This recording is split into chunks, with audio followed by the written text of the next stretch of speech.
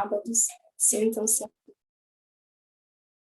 acolhidos, abraçados pela FABEM. Em nome da FABEM, eu dou boas-vindas a todos e agradeço a presença de cada um de vocês. Que nós possamos estar nessa tarde receptivos aos ensinamentos do Mestre Jesus e guardá-los em nosso coração, para que em nossas vivências, durante toda a semana, nós possamos, inspirados nessa tarde, vivenciarmos a nossa jornada aqui na experiência da Terra. Antes de nós iniciarmos, vou lembrá-los para preparar a água a fim de que ela seja fluidificada, pois durante a palestra, durante as atividades, as medicações necessárias ao nosso restabelecimento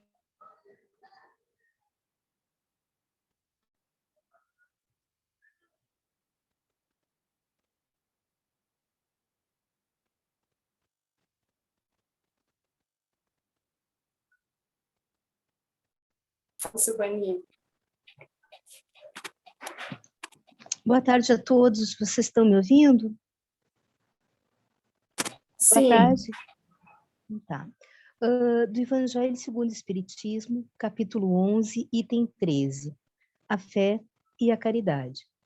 Eu vos digo, ultimamente, meus caros filhos, que a caridade sem a fé não bastava para manter entre os homens uma ordem social capaz de torná-los felizes. Devia ter dito que a caridade é impossível sem a fé. Podereis encontrar, em verdade, impulsos generosos, mesmo nas pessoas sem religião, mas essa caridade austera, que não se pratica senão pela abnegação, pelo sacrifício constante de todo interesse egoístico, não há senão a fé para inspirá-la, porque nada além dela nos faz levar com coragem e perseverança a cruz desta vida. Sim, meus filhos, é em vão que o homem, ávido de prazeres, se queira iludir sobre a sua destinação nesse mundo, sustentando que lhe é permitido não se ocupar, senão da sua felicidade. Certamente, Deus nos criou para sermos felizes na eternidade. Entretanto, a vida terrestre deve servir unicamente ao nosso aperfeiçoamento moral, que se adquire mais facilmente com a ajuda dos órgãos e do mundo material. Sem contar as vicissitudes ordinárias da vida, a diversidade dos vossos gostos, de vossas tendências, de vossas necessidades. É também um meio de vos aperfeiçoar e vos exercitando na caridade.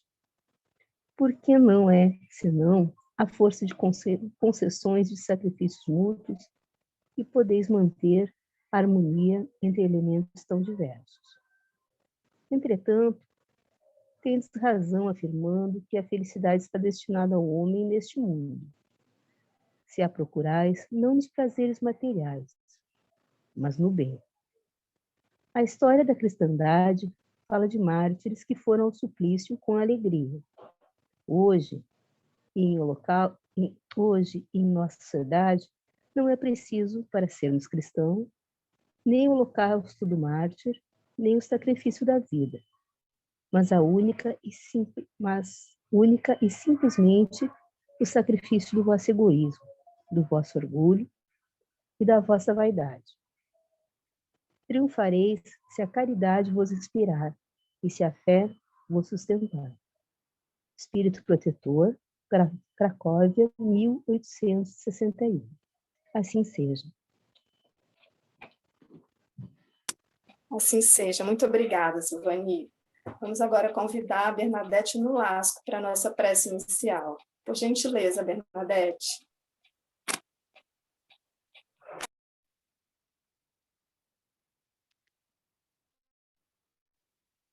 Boa tarde a todos.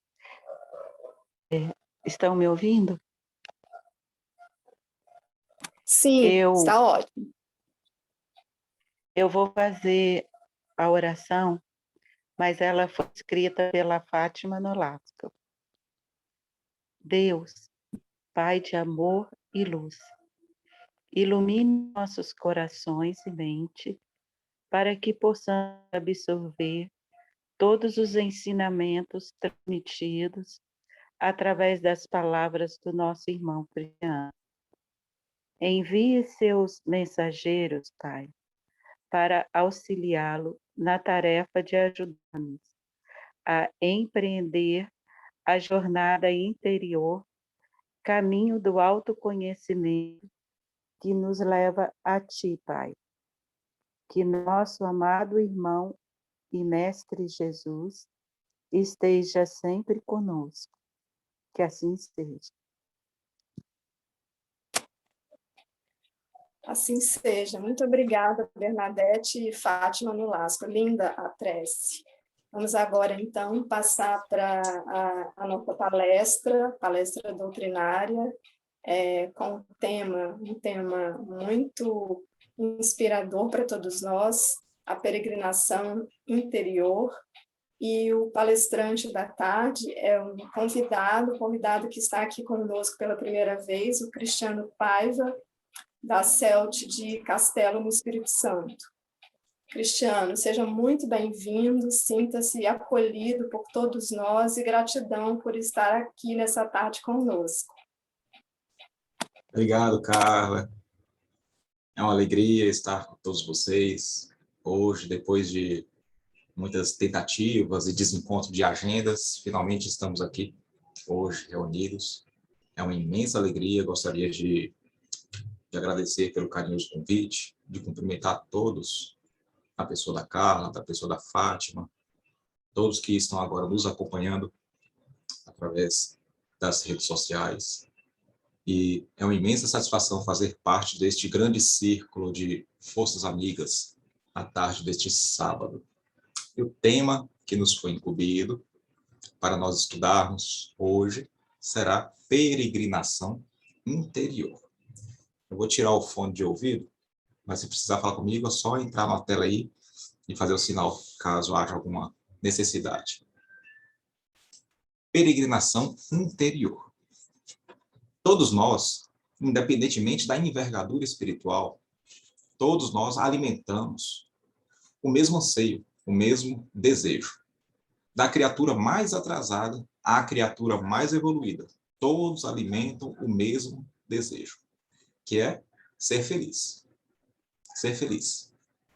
O que diferencia a criatura retardatária da criatura mais experiente é a estratégia que se adota para se construir um patrimônio de felicidade. A estratégia que se adota. Porque a qualidade da estratégia adotada guarda relação direta com a maturidade do estrategista. Então, hoje, nós que nos encontramos neste atual educandário planetário, que habitualmente nós chamamos de Terra, nós, num dado momento, nós elaboramos uma estratégia equivocada na esperança de construir um patrimônio de felicidade. Não foi uma equação bem elaborada. Por quê? Basta que observemos onde nós nos encontramos atualmente. No mundo ainda atrasado, como é um mundo de categoria de expiação e provas.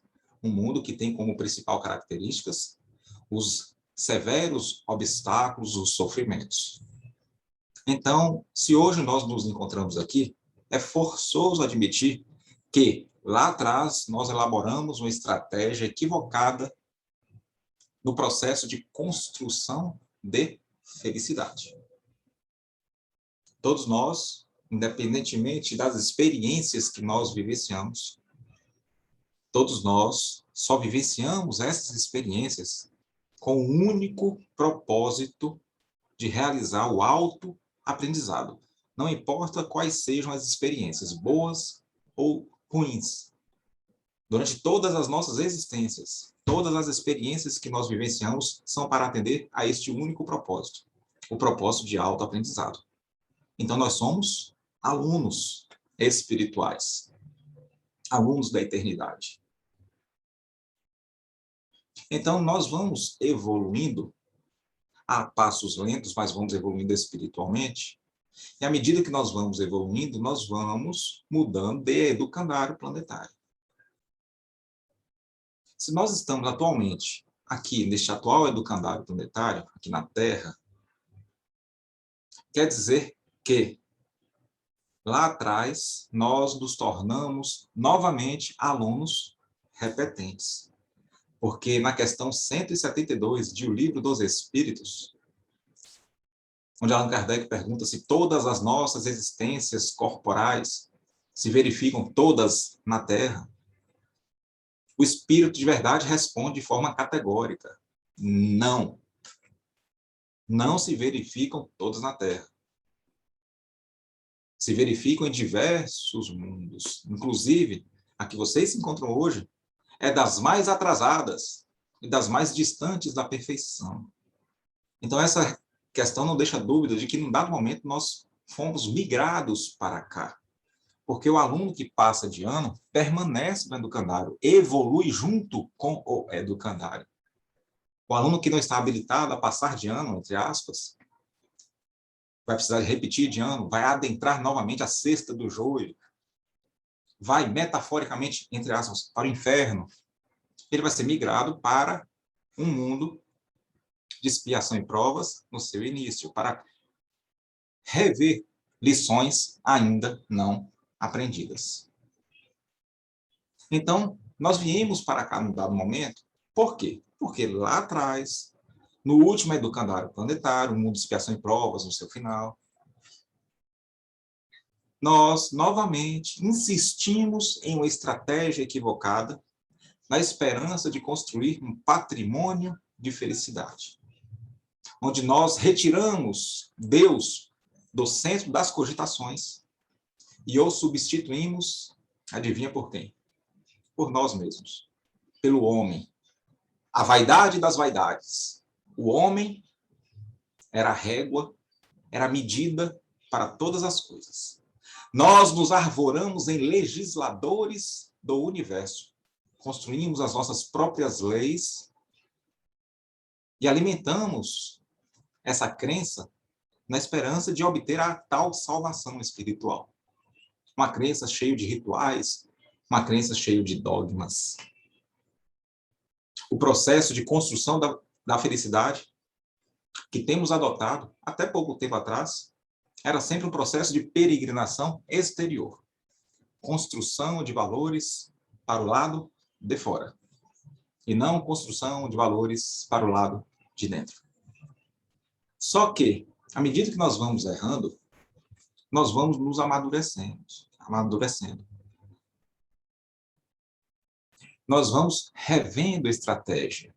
Nós atingimos um grau de maturidade espiritual, apesar de ainda sermos criaturas atrasadas, mas atingimos um grau de maturidade espiritual onde nós, pela primeira vez, temos a chance de rever esta estratégia. Porque aqui na Terra, não é a primeira vez que nós temos contato com o roteiro de redenção espiritual. O roteiro de redenção espiritual se resume em primeira revelação, ou revelação mosaica, ou Velho Testamento, ou o Torá, para o povo judeu. Segunda revelação, ou o cristianismo primitivo, Boa Nova, o Evangelho do nosso Senhor Jesus Cristo. E terceira revelação, cristianismo redivivo, o Consolador prometido por Jesus, doutrina espírita, pouco importa o nome. O conjunto dessas informações nós podemos chamar de roteiro de redenção espiritual. E nós já tivemos contato com esse roteiro de redenção espiritual algumas vezes, porque somos alunos repetentes de longas datas. Em nosso progresso e processo evolutivo, onde nós mais nos demoramos, é na categoria, é no mundo de categoria de expiação e provas, por conta do nosso imenso orgulho, por conta da nossa renitência espiritual. Então, nós já somos alunos repetentes de longas datas. Então, não é a primeira vez que nós temos contato com o roteiro de redenção espiritual, Velho Testamento, Novo Testamento, doutrina espírita. Contudo, todavia, quem tem o caderninho aí anota. é a primeira vez que nós temos contato com o Evangelho de Jesus, com a real possibilidade de extrair dele o espírito da letra. Com a real possibilidade de ler as escrituras divinas que foram escritas por letras humanas. Nós nunca tivemos essa possibilidade antes por conta da nossa imaturidade espiritual. Porque até pouco tempo atrás, nós nos aproximávamos das anotações bíblicas como aquele que pega a banana, descasca, joga a banana fora e come a casca.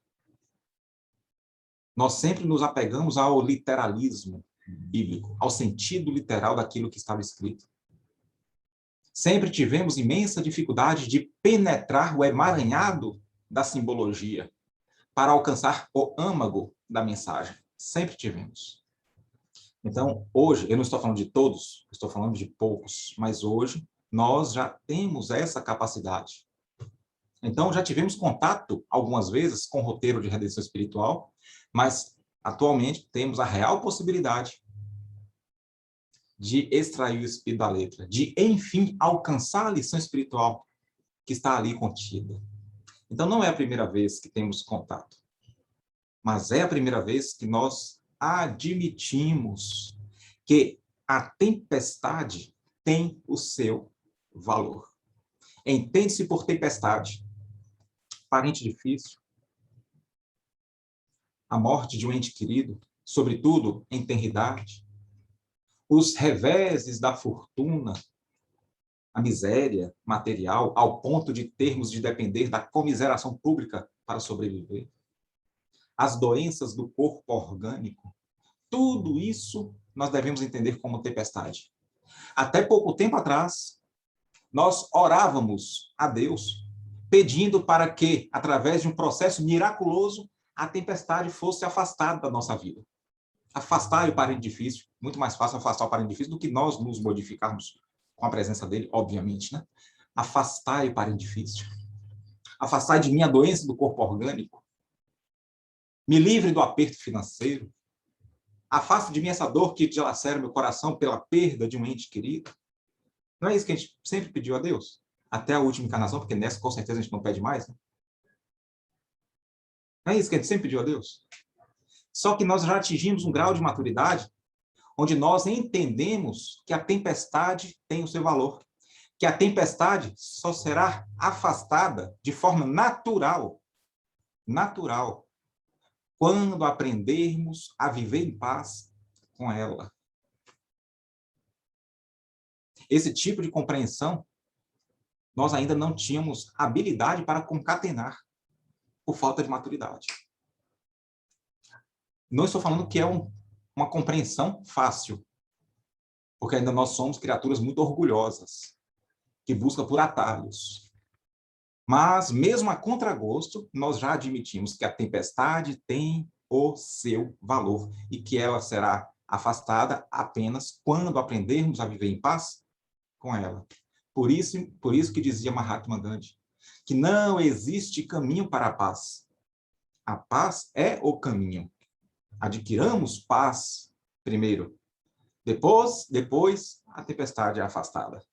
Paz de espírito, paz íntima, que só é possível ser conquistada através do processo de peregrinação interior. Então, já que a estratégia que nós adotamos no processo de construção de felicidade, de um patrimônio de felicidade, não deu certo, porque se desse certo, nós não estaríamos aqui hoje no mundo atrasado, que tem como principal característica o sofrimento.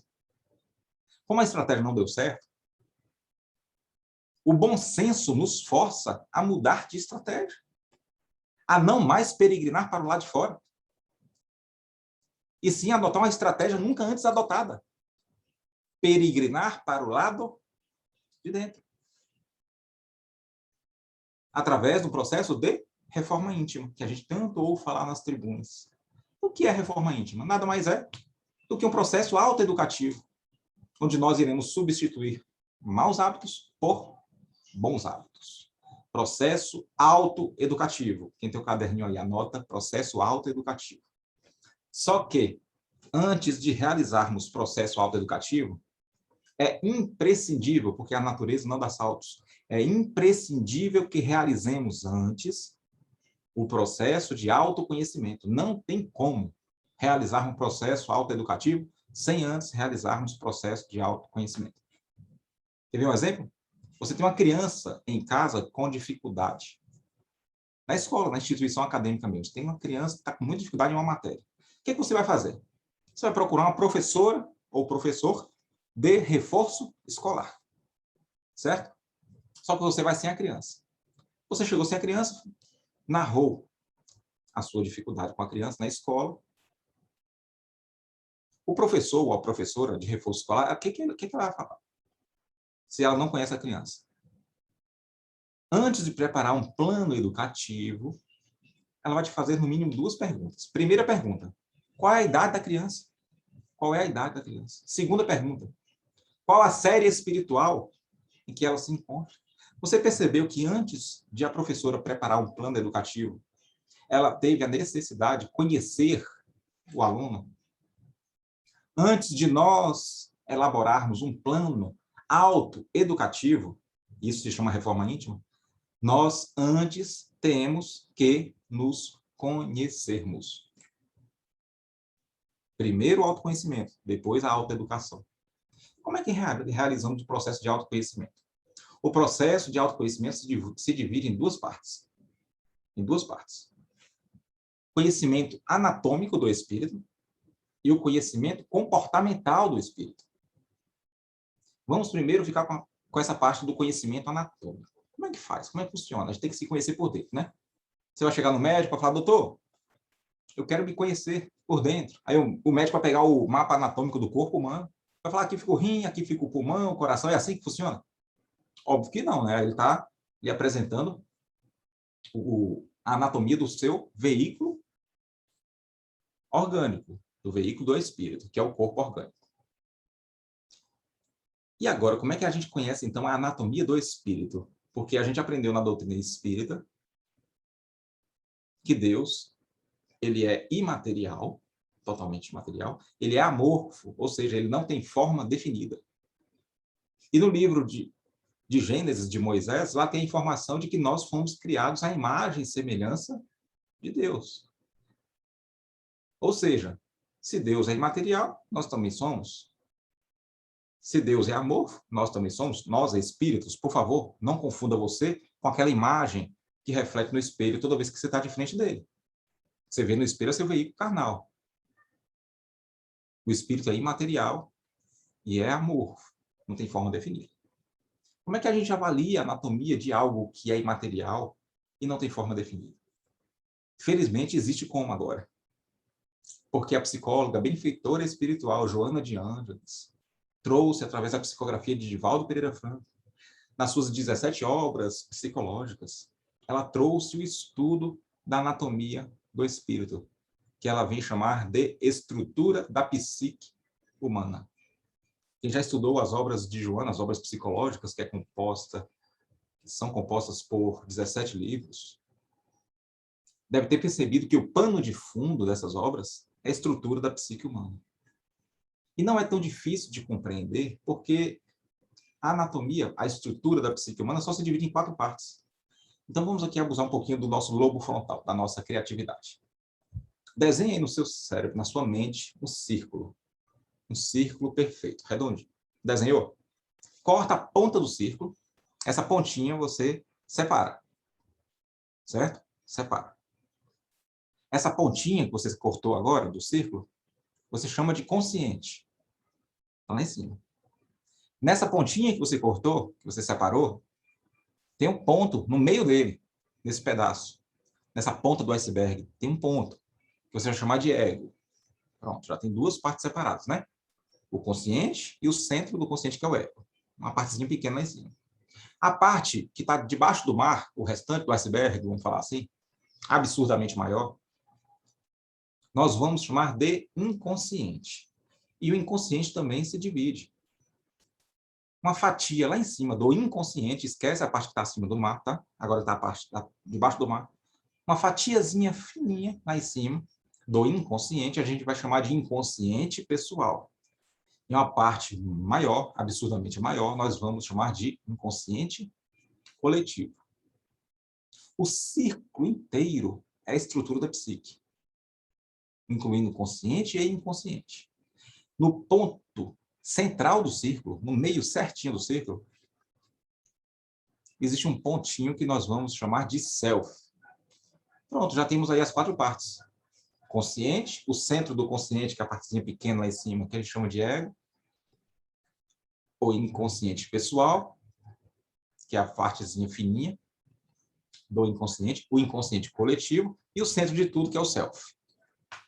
Até aí tranquilo, né? Agora vamos atribuir as funções de cada um. Vamos começar explicando o inconsciente, que fica mais fácil para depois nós entendermos o consciente. O que é inconsciente pessoal?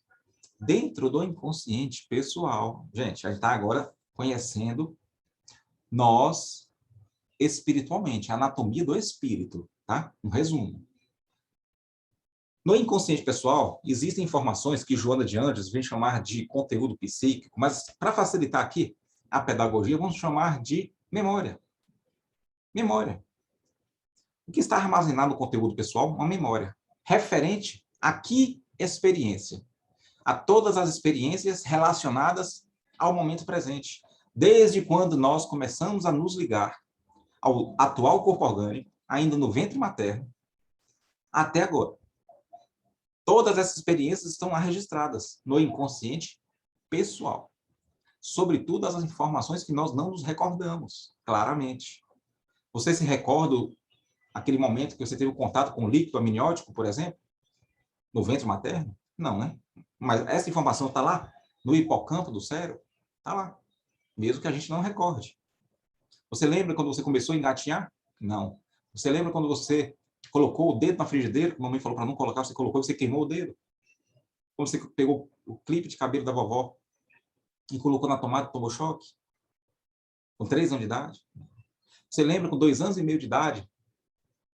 Um acidente de veículo que você sofreu e rodou? Um acidente feio, mas não lhe aconteceu nada. Você lembraria? Obviamente que não, né? Mas esses acontecimentos podem interferir a vida de adulto diretamente no estado de ânimo,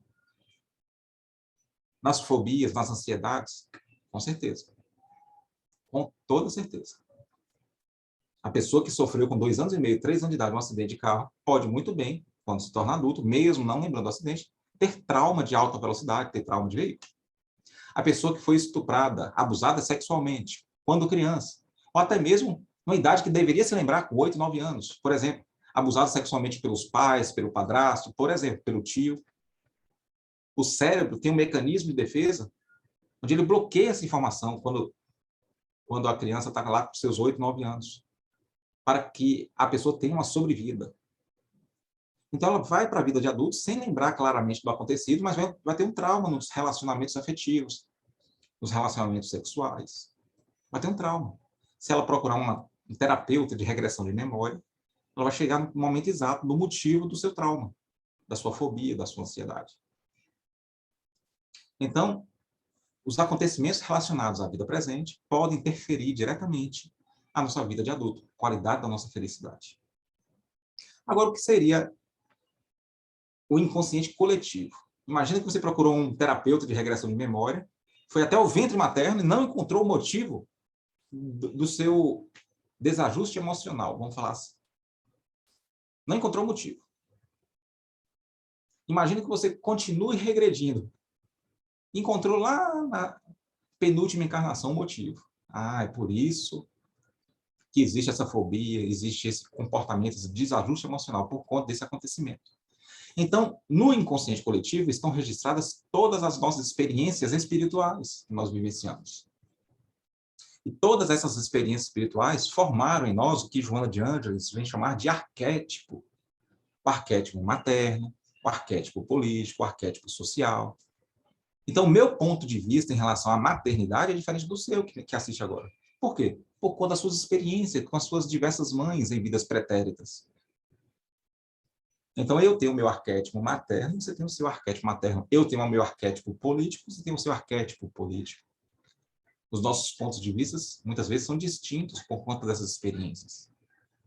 Então, essas informações contidas no inconsciente coletivo podem e, com certeza, interferem diretamente na nossa vida de adulto atual. Muito bem. Compreendida essa parte do inconsciente, vamos agora compreender a parte do consciente. O que é consciente? Se você perguntar para qualquer pessoa na rua, o que é consciente? A pessoa vai falar, eu conscientemente, quando eu como, quando eu converso, não é isso? Mas está errado, não é isso o consciente. Sabe o que é o consciente? Joana de Andes vem falar o seguinte, presta atenção, depois eu vou dar um exemplo para ficar mais lúcida a resposta de Joana. É quando o ego, que é o centro do consciente, percebe a presença de conteúdo psíquico, ou seja, memória, do inconsciente nos nossos sentimentos e ações do presente. É quando o ego percebe a presença do conteúdo psíquico em nossos sentimentos e ações do presente. Vou dar um exemplo. Digamos que eu tenho um carro novinho ali. Peguei um Honda Civic na concessionária, tem 3 meses, parcelei em 170 vezes. Estou parado no semáforo e vem uma pessoa distraída, um Chevette 82, atravessa o semáforo e no meu carro. O que acontece naquele minuto, naquele momento? Cristiano, palestrante espírita, bom cristão, desce do carro e permite que o homem primitivo, que jazia há muitos anos lá no seu interior, venha à tona. Cristiano não se policia e deixa o homem primitivo vir à tona e começa a xingar, começa a vir aquele desejo de matar o camarada que bateu no seu carro. Ou seja, se eu agisse simplesmente pelo impulso primitivista, começasse a xingar, querer partir para vias de fato, por exemplo, naquele momento eu estaria espiritualmente agindo consciente ou agindo inconscientemente? Com certeza eu estaria agindo o quê? Inconscientemente. A pessoa que mente por mentir, que bate por bater, agride por agredir. A pessoa que é maledicente, que fala mal da vida dos outros por falar. Todas essas pessoas que agem por instinto primitivista, agem o tempo todo, da hora que acorda, da hora que dorme, inclusive em desdobramento. Agem inconscientemente do ponto de vista espiritual. Ou seja, a maioria de nós age inconscientemente do ponto de vista espiritual. O que é agir conscientemente, espiritualmente falando?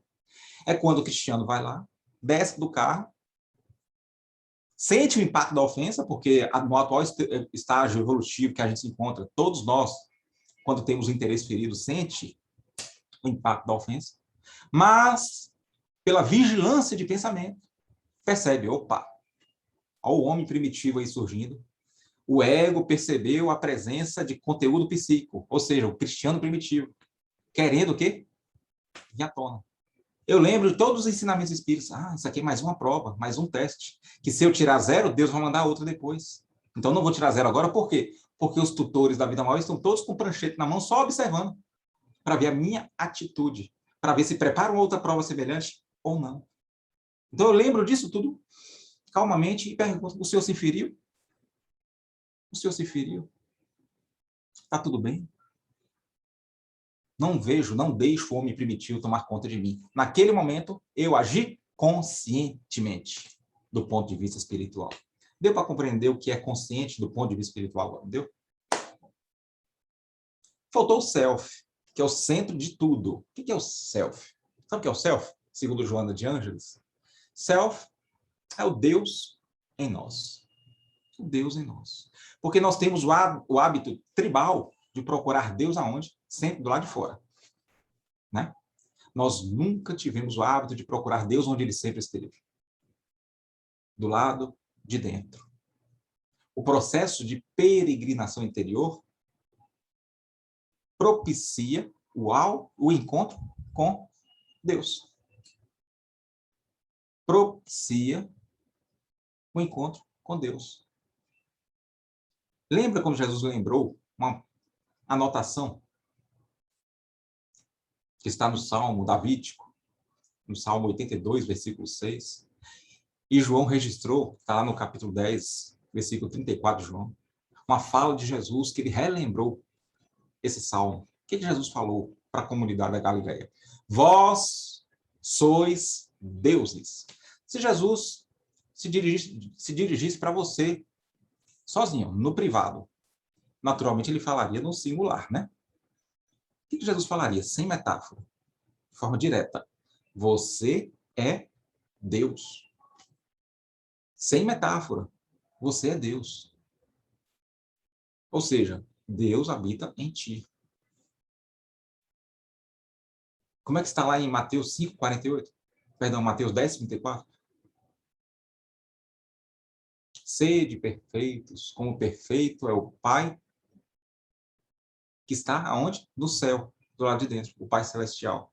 Sede perfeito, ou seja, peregrina para dentro agora. Para de peregrinar para fora. É como se Jesus falasse isso. O que é que Paulo lembrou na sua segunda carta ao seu filho de consideração, Timóteo? O que é que ele lembrou, Timóteo? Desperte o dom de Deus que existe em ti.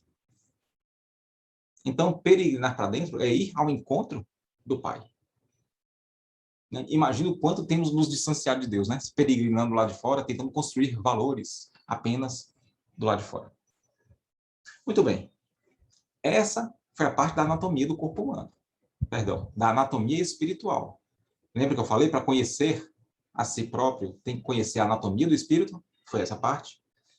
E agora nós temos que conhecer a parte comportamental do espírito. Parte comportamental. Quando você pega uma fila muito grande, você a pega com qual propósito? Ninguém fica numa fila muito grande à toa, né? Por gosto. Concorda? Sabe qual é o propósito? Que faz a pessoa pegar uma fila muito grande? A importância do motivo. Se falar para você que você vai pagar uma multa de 10 mil reais por dia se não pagar o boleto hoje, você vai para o banco, fica na fila, durante quanto tempo? O tempo que for necessário, senão você vai pagar uma multa de 10 mil reais por dia. Não é verdade? Então você está na fila, você está há muito tempo na fila, há 10 horas na fila, por quê? Por causa da importância do motivo. A pessoa que é fã de um grupo musical, e esse grupo internacional vem para o Brasil, nunca veio antes. A pessoa fica com uma semana de antecedência para comprar um ingresso, bota a barraquinha. O que faz aquela pessoa ficar tanto tempo na fila para comprar um ingresso de um show? A importância do motivo. Por que eu estou perguntando isso? Antes de a gente reencarnar, quanto tempo que a gente ficou na fila? Segundo cálculos complexos de Emmanuel, cerca de 200 anos. Em tese, isso não vale para todo mundo. Por que a gente ficou tanto tempo na fila? No plano espiritual, aguardando reencarnar? Por causa da importância do motivo. E qual é o motivo? Qual é o motivo? Gente, o espírita, ele é questionador por natureza, ou tem que ser, né? Não é Maria vai com as outras. Ele tem que raciocinar. Ele tem que encontrar fundamento nas respostas. Certo? E o livro dos Espíritos tem a afirmação do Espírito de Verdade, onde ele diz que o plano espiritual, para existir, não precisaria da existência do plano material. Não precisaria da existência do plano material. Então, partindo dessa premissa, por que cargas d'água Deus criou o plano material? Se não necessitaria da existência dele para existir o espiritual. Por que Deus criou o plano material? Você nunca se fez essa pergunta? Porque Deus, para ser Deus, não pode criar nada de inútil nem ao acaso. Senão ele não poderia ser Deus, é um dos atributos da divindade. Então, para que Deus criou o plano material se ele não precisaria existir para existir o plano espiritual? Sabe qual é a resposta? Para dar validade ao seu mecanismo de redenção espiritual. O mecanismo de redenção espiritual criado por Deus não teria como funcionar sem a existência do plano material. Sabe por quê? Porque tem informação em o livro dos Espíritos. As imperfeições da alma só se depuram na carne. No plano espiritual, nós temos oportunidade de aprender, para quando encarnado, não errar mais naquele quesito. Mas as imperfeições só se depuram na carne. Se você quiser saber por que é assim o mecanismo de redenção, quando você for espírito crístico, como Jesus, pergunta diretamente para Deus, porque eu não tenho ideia. Mas faz parte do mecanismo de redenção. Então, a gente ficou 200 anos na fila para depurar a imperfeição na carne. Para se melhorar. Para se melhorar. Nós reencarnamos com o propósito de não errar no mesmo quesito. Por quê? Porque errar no mesmo quesito dói cada vez mais. Então, esse é o primeiro propósito na nossa reencarnação. São dois grandes propósitos, duas grandes questões que nós observamos ao reencarnar. O primeiro objetivo grande é se melhorar nessa vida. E sabe qual é o segundo grande objetivo? O segundo grande objetivo. Qual é a idade espiritual que a gente se encontra hoje? Sabe qual é a idade espiritual que a gente se encontra hoje? Semelhante àquele jovem de 18 anos que acabou de fazer aniversário. Até antes de ontem ele tinha 17 anos. Somos nós agora. Agora, pensa comigo. O jovem que acabou de fazer 18 anos de idade, ele traz hábitos pueris, hábitos de adolescente, para os primeiros anos da vida de adulto? Com certeza, né? Com certeza. Ele, com 18 anos, ele não adquiriu maturidade plena. Ele ainda traz hábitos infantis, hábitos de adolescente, de querer sair para a noite todo dia, de querer se divertir a todo momento, de querer caçar Pokémon. Ou seja, traz os hábitos de criança. E a pergunta é, esses hábitos pueris, esses hábitos infantis, podem comprometer a sua vida de adulto? Porque uma coisa é ele cometer infrações enquanto adolescente. A severidade da pena é uma. A severidade da pena, quando ele é adulto, é outra. Então, antes de ontem, quando ele tinha 17 anos, se ele cometesse uma infração, ele ia sofrer X. Agora, que ele completou 18 anos, ele vai sofrer 10X. Só que os hábitos que ele traz são os hábitos da vida de adolescente. Assim somos nós. Nós estamos mais responsáveis pelos nossos atos. Cair no mesmo buraco, cometer as mesmas infrações morais, vai doer cada vez mais. Eu vou abrir aqui um parêntese rápido, que eu não posso progredir sem essa explicação. Nós iniciamos o nosso estudo às quase 13h15, então dá tempo. Muito bem, por que cair no mesmo buraco dói cada vez mais? Por quê que dói cada vez mais? Toda vez que nós cometemos uma infração, uma luzinha aqui se acende chamada culpa.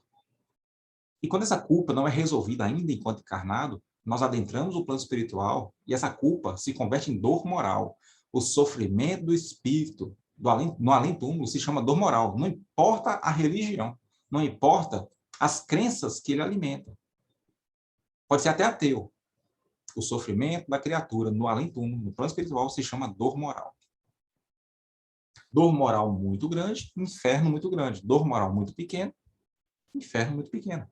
A criatura que não tem dor moral nenhuma se encontra, entre aspas, no céu. Ok? Muito bem. E o que causa a intensidade da dor moral? O que é responsável pela intensidade da dor moral no plano espiritual? Pensa comigo. A natureza da infração cometida enquanto encarnado, a quantidade de vezes que se cometeu aquela infração, ou ambos, os dois juntos. A natureza da infração cometida, a quantidade de vezes que se cometeu aquela infração, ou os dois juntos. A maioria, se caísse no Enem, ia responder os dois juntos, tenho certeza. Mas sabe qual deveria ser a resposta certa? Nenhum dos dois. Nenhum dos dois é responsável pela intensidade da dor moral. É uma colaboração secundária que eles têm. Ah, Cristiano, então qual seria o motivo primário da intensidade da dor moral? Segundo Joana de Ângeles, nas suas obras psicológicas, sabe o que seria? Sabe qual seria o maior responsável pela intensidade da dor moral da criatura no plano espiritual? O quanto o infrator se assenhorou de si próprio. O quanto o infrator se assenhorou de si próprio. À medida que a gente vai reencarnando, nós vamos nos assenhorando de nós mesmos. Imagine você que em uma Índia, numa tribo primitiva, quando o neném dela nasce, e a tribo entende que nasceu, entre aspas, com defeito, a tribo vai lá no meio da floresta, mata e enterra a criança. Imagina você com uma mulher de cidade grande, chegando em casa, no estresse pós-parto, ela olha para a criança e ela entende que a criança nasceu com defeito, mata e enterra no quintal de casa. Quem vai sofrer mais de dor moral no plano espiritual? Quem vai sofrer mais de culpa? A Índia, a criatura primitiva, ou a criatura civilizada? Mais evoluída, mais experiente? Obviamente a criatura mais experiente. Mas a infração, a natureza da infração foi a mesma. Filicídio. A quantidade de vezes também, cada um matou um filho. Mas o sofrimento é bem diferente. Bem diferente. Imagine você que Chico Xavier, Madre Teresa, Irmã Dulce, se mentisse, se enganasse, se ludibriasse, teria a mesma dor moral, uma dor moral semelhante a uma criatura primitiva que cometesse um assassinato. Mas cristiano, por que parecida se o assassinato é muito mais grave? Porque o que faz a dor moral ser forte ou fraca é o quanto cada um se assenhorou de si próprio, não a natureza da infração. Fecha parênteses. Isso quer dizer o quê? Que quanto mais a gente errar, quanto mais repetir aquele erro, mais vai doer. Então a gente atingiu a idade, a maioridade espiritual. A penalidade para as infrações cometidas serão cada vez maiores agora. Por isso que ninguém fica estacionado eternamente. Por quê? Porque errar no mesmo erro dói cada vez mais. A gente é impelido a progredir. É lei da natureza. Antes, a gente só sabia, mas não compreendia. Agora já compreende por que é assim. Então, o outro grande propósito da pessoa quando encarna, o primeiro é se melhorar nessa vida. O segundo é o quê? O primeiro propósito é se melhorar. O segundo é resistir à atração do mal interior. Eu vou reencarnar e não vou deixar que o homem primitivo prevaleça. Por quê? Para ele não cair no mesmo buraco que ele caiu na encarnação passada. Resistir à atração do mal interior. E nós temos ferramenta para isso, porque a ferramenta do homem velho, qual é? É a força do hábito. A ferramenta do homem primitivo que dorme em nós é a força do hábito. E qual seria a ferramenta do homem novo que precisa se explicitar, precisa prevalecer? Qual é a ferramenta do homem novo? Jesus trouxe isso. Está lá em Mateus 10:34. Eu não vim trazer a paz, eu vim trazer a espada. A espada do evangelho. Por que Jesus falou isso?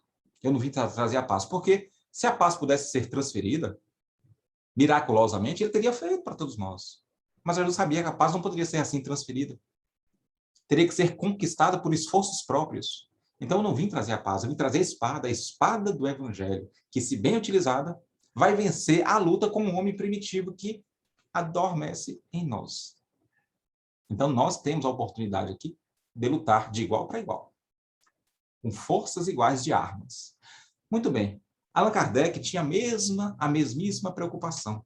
Na questão 919, que Kardec pergunta: qual o meio prático, na questão 919 de O Livro dos Espíritos, qual o meio prático mais eficaz que tem um homem de se melhorar nessa vida e de resistir à atração do mal? Ao passo que o Espírito de verdade responde: um sábio da antiguidade vô-lo disse, conhece-te a ti mesmo. Olha o processo de autoconhecimento. Conhece-te a ti mesmo. Quem foi o sábio da antiguidade que disse isso? Quem foi? Muitos atribuem essa fala a Sócrates, né? Erroneamente. Porque não foi Sócrates. Inclusive, Sócrates se incomodava demais com essa frase, com esse título de sábio. Se incomodava tanto que ele chegou a procurar um oráculo que residia na cidade de Delfos, na antiga Grécia, num templo que foi erguido em homenagem ao deus Apolo, patrono da sabedoria grega.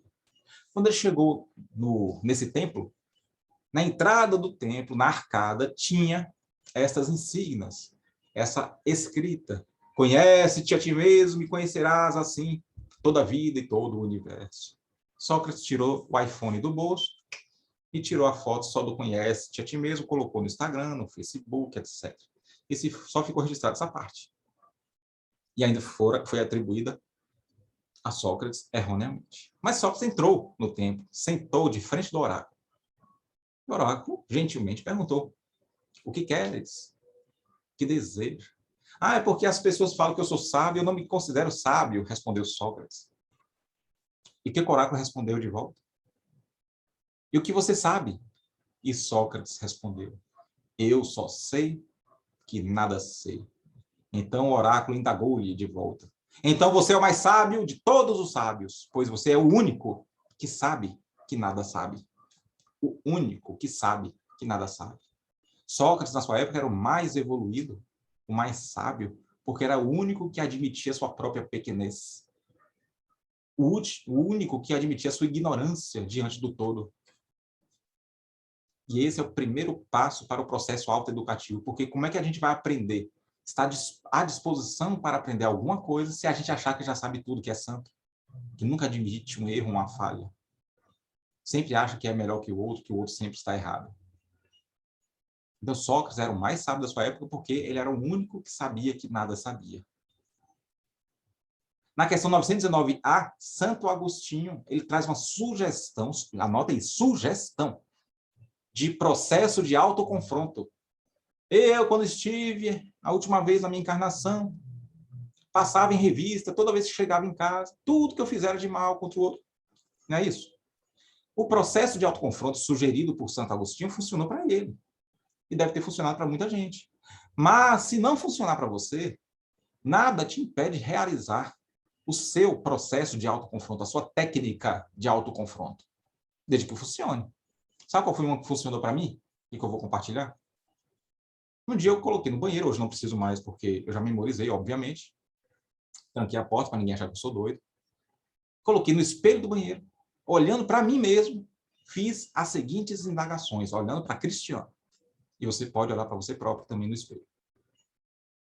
Quando você recebe um elogio, o quanto você se envaidece. Quando você é contrariado, o quanto você se enfurece. Em momentos de facilidade, o quanto você se acomoda, o quanto você se distancia de Deus. E em momentos de dificuldade, o quanto você se apavora. O quanto de fé lhe falta em Deus.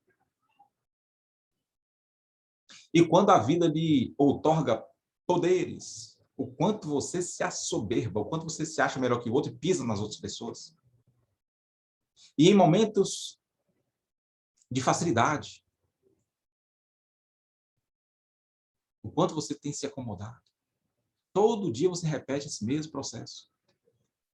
Todo dia repete as mesmas perguntas. Você vai identificar um terreno onde você mais necessita trabalhar, mas você precisa arar. Você precisa trabalhar no campo da vaidade.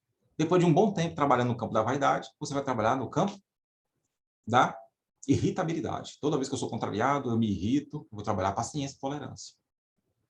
Com o passar do tempo, a reforma íntima vai avançando. Isso se chama peregrinação interior. Você vai peregrinando para dentro, reposicionando Deus no centro das cogitações. Peregrinar para dentro. Cristiano, existe alguma técnica para medir o quanto avançamos na reforma íntima? Eu encontrei uma técnica que me é muito útil. Nós ainda precisamos de roteiro a seguir, por conta da nossa infantilidade, né? No livro O Monge e o Executivo, de James Hunter, um famoso escritor americano, ele ensina uma técnica para a gente analisar como é que está a nossa mudança de hábito. No nosso caso aqui, liberar os maus hábitos e adquirir os novos hábitos morais. São 4 estágios. O primeiro estágio, inconsciente e sem habilidade. Aquela pessoa que mente por mentir, que rouba por roubar, que agride por agredir, nem se dá conta do que está fazendo algo de errado, sabe? Esse é o primeiro estágio. Ele está fazendo inconscientemente a coisa errada, no automático. Ou seja, inconsciente sem habilidade nenhuma. É a pessoa que sai do banheiro e deixa a luz acesa, por exemplo. Segundo estágio, consciente sem habilidade. É a pessoa que sabe que está fazendo errado, mas não consegue, não tem força para lutar contra o homem primitivo que ainda jaz nele. Ele sabe que é errado mentir, mas continua mentindo. Ele sabe que é errado falar mal do outro pelas costas. Ainda bem que isso não acontece na seara espírita, né? No movimento espírita. Mas sim. Mas continua falando. Ele sabe que é errado não pegar coisa que não lhe pertence, mas ele continua pegando. Ele sabe que é errado enganar, mas continua enganando, traindo. Não tem força para fazer o certo. Esse é o segundo estágio. Consciente sem habilidade. Terceiro estágio. Consciente com habilidade. É a pessoa que faz o certo, mas não faz de forma natural. Ele sabe que é errado pegar coisas que não lhe pertencem. Está doido para pegar, mas ele consegue se conter. Quando bate no carro dele, ele está doido para revidar, mas ele sabe que é errado, não revida. Ele está doido para falar mal da vida do outro, mas não fala.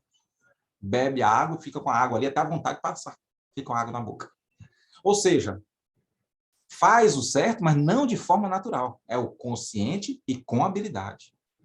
E inconsciente e com habilidade. É quando a pessoa já faz de forma natural. Sabe? Não precisa lembrar que não pode falar mal da vida alheia, já faz de forma automática. Não precisa lembrar que não pode pegar coisas que não lhe pertencem, já faz de forma automática. Então, esse aí é aquele que já desliga a luz do banheiro sem nem perceber que desligou. Já faz a coisa certa da forma automática. Então, isso aí funciona? Funciona em cada disciplina, em cada hábito que precisamos melhorar. E não no geral. É uma avaliação por hábito a ser mudado. Feito isso, nós vamos percebendo o quê? Como que a gente percebe se a gente se aproximou do Deus que habita em nós? Pensa comigo. Nós vamos nos identificando com os atributos da divindade.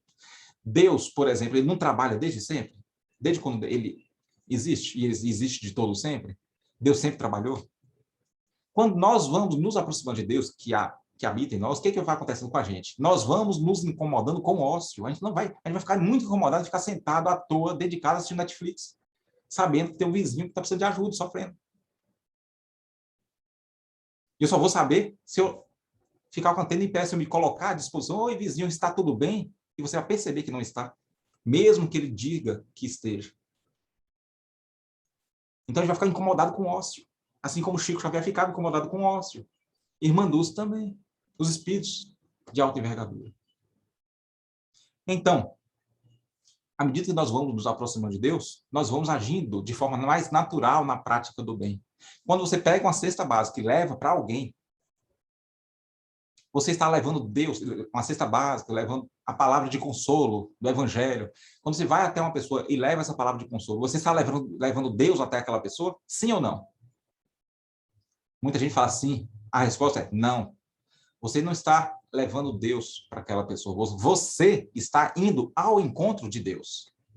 Para a pessoa beneficiada ir também ao encontro do Pai, ela também deverá fazer o mesmo. Levar a prática do bem adiante. Muito bem. Para nós encerrarmos o estudo de hoje, vamos pegar aqui um exemplo de uma criatura que esteve entre nós, que errou, cometeu muitos equívocos, que na mesma encarnação atingiu o seu processo de redenção espiritual. Saulo, que se converteu em Paulo, passou de perseguidor a pregador do cristianismo.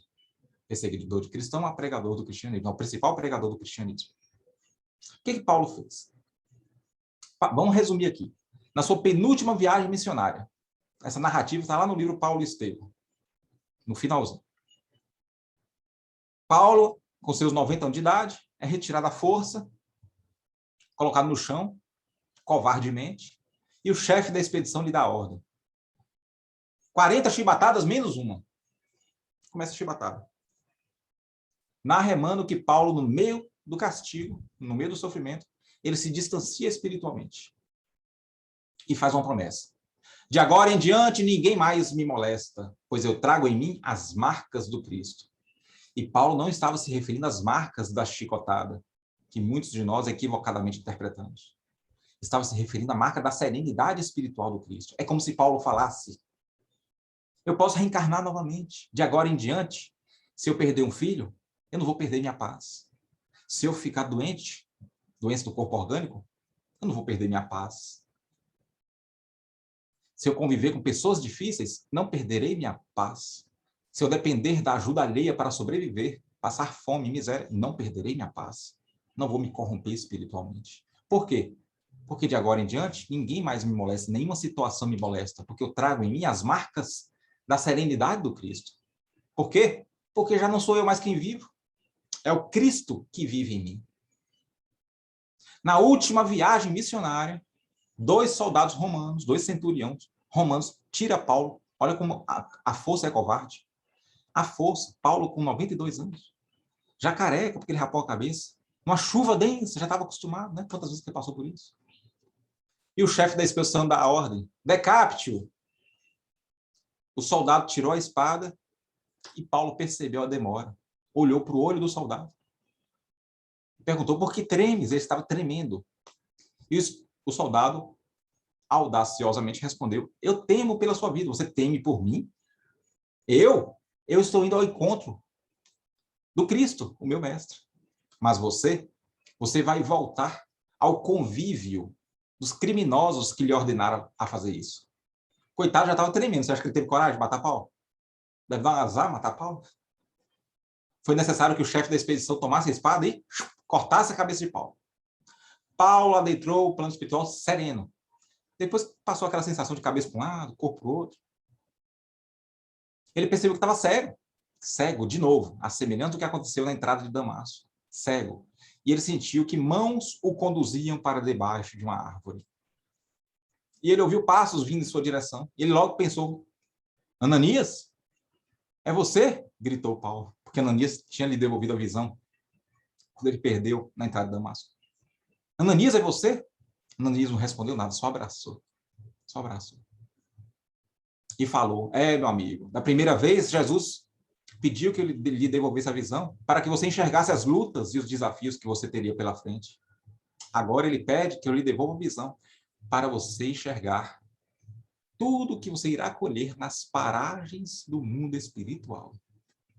E Paulo se emociona. E Ananias não para por aí, porque ele fala, faça o teu pedido. E Paulo estranhou. E Ananias continuou, faça o teu pedido de criatura redimida.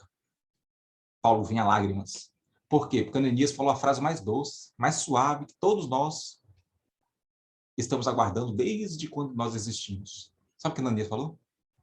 Porque foi tua última, meu irmão. Foi tua última encarnação. Foi tua última. É óbvio que Paulo ia continuar progredindo, mas sem a necessidade de sofrer as experiências da matéria densa. Foi tua última encarnação. Ser feliz, finaliza Ananias. Então, que a partir de hoje, todos nós possamos adotar uma nova estratégia na construção desse patrimônio de felicidade e iniciar o processo de peregrinação interior de forma comprometida, de forma séria, e não apenas de forma superficial. Porque são chegados os tempos, mas ainda há tempo. Que o Mestre Jesus abençoe a todos nós, estou sempre à disposição dos irmãos da casa, muita paz, beijo no coração de todos. Muito obrigada, Cristiano. Eu que agradeço. Estudo maravilhoso. Uma aula de psicologia e filosofia juntas. Muito bom. Gratidão. E que esse estudo, que essas reflexões fiquem no nosso inconsciente pessoal, né? Que a gente tire todo isso um pouquinho para a nossa jornada. Muito obrigada. Gostei muito da frase que você colocou do Gandhi. Não existe caminho para a paz. A paz é o caminho. Perfeito. Agora, então, meus amigos, vamos passar... Cristiano, agora nós vamos passar em seguida para a atividade do passe e para o momento de radiação. Você está convidado a ficar conosco, será uma honra, mas se você, por acaso, precisar sair, fique bem à vontade. Muito obrigada. Tá bom. Obrigado a você, Carla. Obrigada. Então, agora nós vamos passar para a prece de encerramento com o Carlos Alvarez. Por favor, Carlos. Está me escutando, Carlinha? Sim, está ótimo o som. Ok. Boa tarde a todos.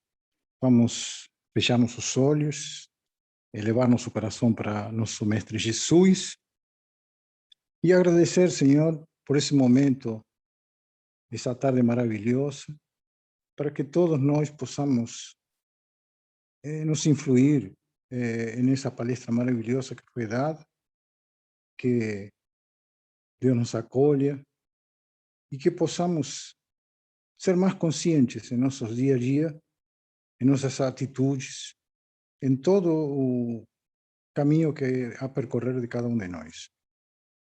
Muito obrigado, Senhor, que a paz esteja conosco, que assim seja.